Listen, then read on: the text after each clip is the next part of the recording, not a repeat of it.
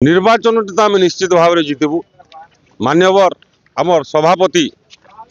श्री नवीन पट्टनायक जो काम कर ओडावासी झुरुंट आउ जो बीजेपी रो 1.5 वर्षर विफल शासन तापाई लोक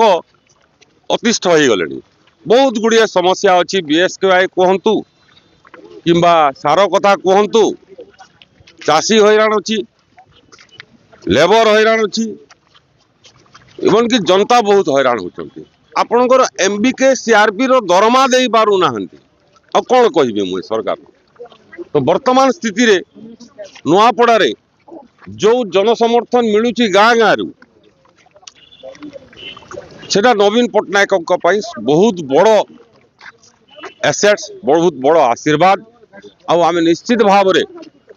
विजय मैदान रे जो युद्ध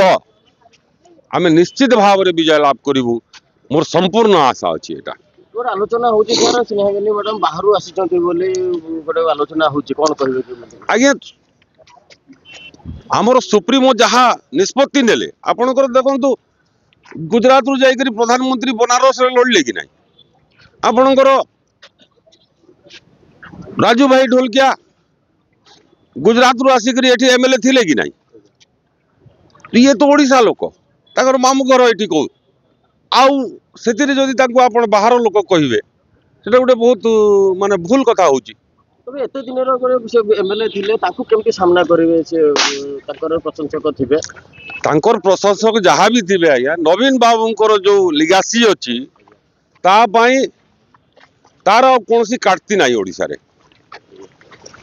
आमे निश्चित भाव रे एथिरे विजय लाभ करिवो। आपण केवल बीजेडी वोट प्रति आपण आशा रखिचंती ना बीजेपी रो किछटा भी एपटा को आसीबे बोली बीजेपी वाला जदि हमकु समर्थन देबे आमे स्वागत करूछु